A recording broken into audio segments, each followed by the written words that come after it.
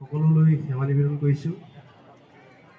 আজি এই শুভ বিবাহত আপোনালোকে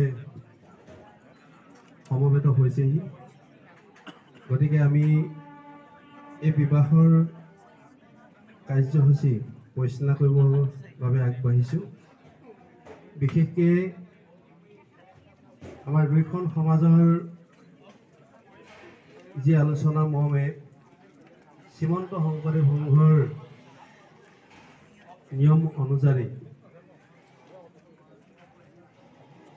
এই বিবাহ ভাগ পৰিচালনা হ'ব। শ্ৰীমন্ত শংকৰদেৱ সংঘৰ এটা বিশেষ গুৰুত্ব অনুষ্ঠান।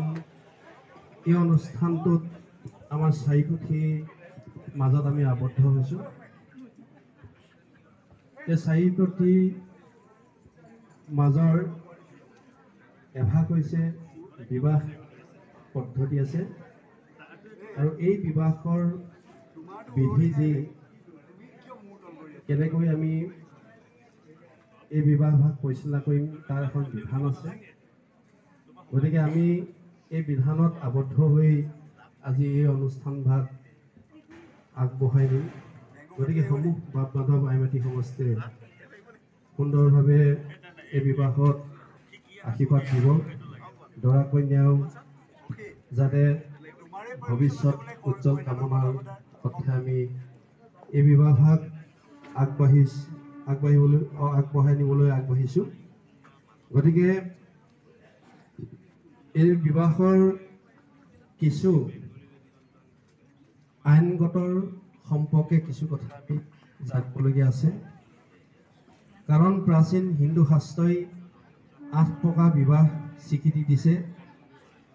তাৰে 4 প্ৰকাৰ অনুমোদিত আৰু উৎকৃষ্ট, আৰু 4 প্ৰকাৰ অননুমোদিত আৰু নিকৃষ্ট।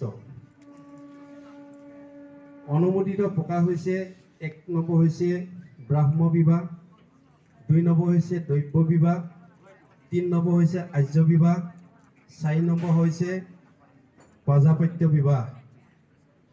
অননুমোদিত প্ৰকাৰ হৈছে আসুৰ বিবাহ, গান্ধৰ্বৰ বিবাহ, ৰাক্ষস বিবাহ আৰু পক্ষাস বিবাহ। এতিয়া 1 নম্বৰ হৈছে গুণৱান পাত্ৰক আমন্ত্ৰণ কৰি আনি কন্যাদান কৰাক ব্ৰাহ্ম বিবাহ বোলা হৈছে। 2 নম্বৰ হৈছে যজ্ঞ কৰ্মত নিযুক্ত থকা ঋতিজক দক্ষিণাৰূপে কন্যাদানক দৈব্য বিবাহ বোলা হৈছে।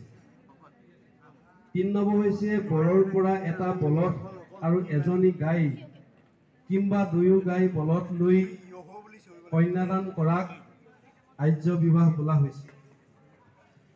2 মিলি ধৰ্ম আচৰণ কৰি থাকিম বুলি কৈ কন্যাদান কৰাক প্ৰজাপত্য বিবাহ বোলা হৈছে। 5 নম্বৰ হৈছে মাক বাপেকে নজনাকৈ বা তেওঁলোকৰ অনুমতি নোহোৱাকৈ সকামী নাৰী পুৰুষৰ অনুৰাগ বশৱৰ্ত মিলিত হৈ হোৱা বিবাহক গান্ধৰ্ব বিবাহ বোলা হৈছে। 6 নম্বৰ হৈছে ধন দি কিনি কন্যা বিবাহ কৰিলে আসুৰ বিবাহ বোলা হয়। 7 নম্বৰ হৈছে যুদ্ধ কৰি বলপূৰ্বক কন্যা হৰণ কৰি নি বিবাহ কৰিলে ৰাক্ষস বিবাহ বোলা হৈছে।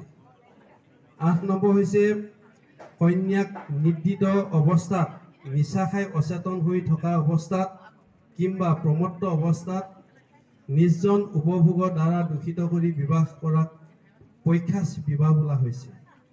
এই উক্ত 8 প্ৰকাৰ বিবাহৰ ভিতৰত বৰ্তমান প্ৰচলিত আইনে মাত্ৰ 2 প্ৰকাৰ স্বীকৃতি দিছে। 1 হৈছে ব্ৰাহ্ম বিবাহ আৰু 2 নম্বৰ হৈছে আসুৰ বিবাহ। শ্ৰীমন্ত শংকৰদেৱ সংঘৰ বিবাহ পদ্ধতি আমুকৰ গুণৱান পুত্ৰক শ্ৰীমান আমুকক আমাৰ কন্যা শ্ৰীমতীয়ে আমুকিক দেৱীক বিবাহ দিবৰ কাৰণে আমন্ত্ৰণ কৰি অনা হৈছে। এনে বাক্য আছে যে এই বিবাহক ব্ৰাহ্ম বিবাহ বোলা হৈছে। আজি আমি এই বিবাহখনৰ নাম হৈছে ব্ৰাহ্ম বিবাহ ধৰা হৈছে।